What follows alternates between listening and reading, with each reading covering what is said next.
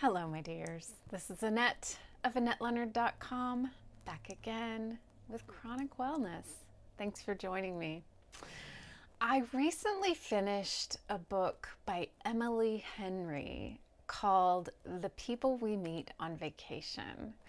And it was a delightful romp of a novel where she did just a really spectacular job plumbing the human heart and our many fragilities and foibles. I think she did such an expert job of wrapping language around the ways in which we are confident and insecure, and how the tenderness of intimate relationships, both friendship and romantic, expose us to new layers of ourselves. And in the book, she had a quote that is something like, the idea that the more one got to know her, the character, the more she realized that she was afraid that they would get down to the ugly, the raw, the real, and then that she would discover, that the character, the other person would discover that she was unlovable and that there was only ugliness or things that weren't worth loving there. And I highlighted that passage and came back to it later because I think for any of us who carry any burden of shame or worthiness wounds, that's what's at the heart of it, right? Is this deep fear that when everything is stripped away, we will just be rejected. We will be found wanting. We'll come up short in the eyes of others.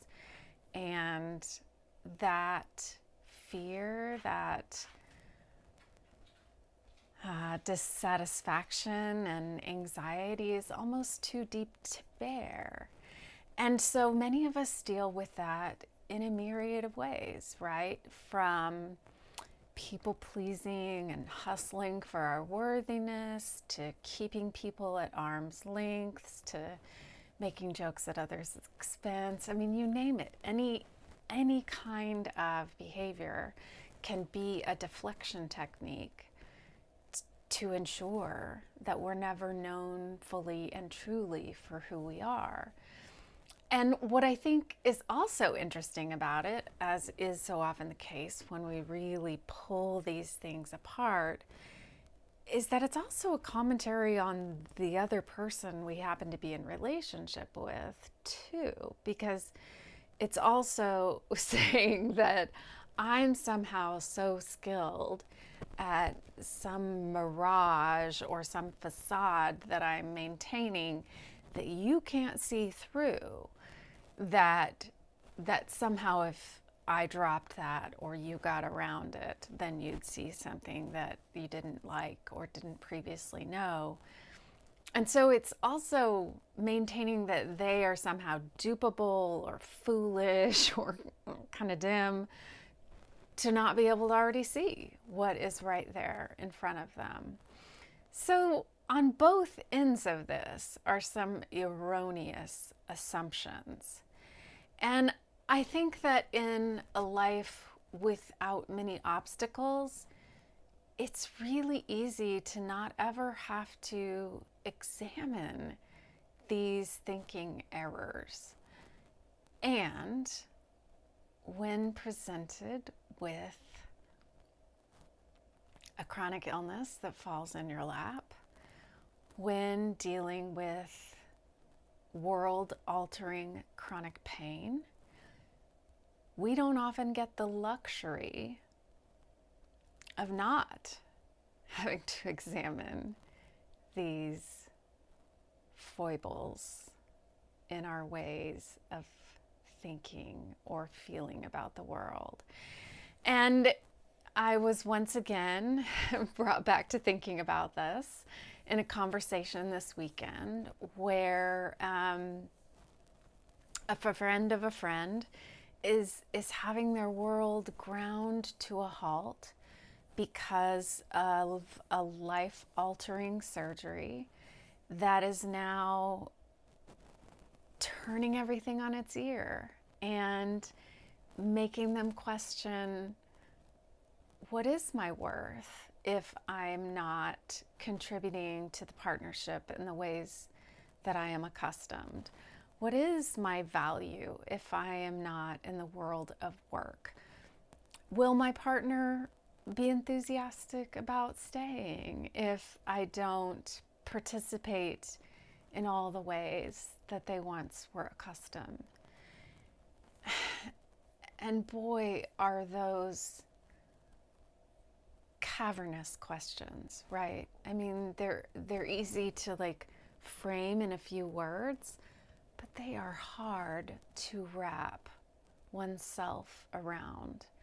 And they are not simple to answer. I mean, of course, we'd all hope that the answer is yes, we'd rise to the occasion. And in these Western capitalized societies, capitalistic societies, our productivity is tied to output. And when our ability to output is radically shifted, it is hard to not take that as a commentary on our worth. And so these questions emerge about, what is my value? What is my worth? Is it intrinsic? Is it extrinsic? What do I have to do to earn it? What do I have to do to keep it? How do I demonstrate it? How do other people know that it's there? And as an external third party, it's so easy to look at another human being and say, your value is your existence. Your value is your very being. Your value is your you-ness.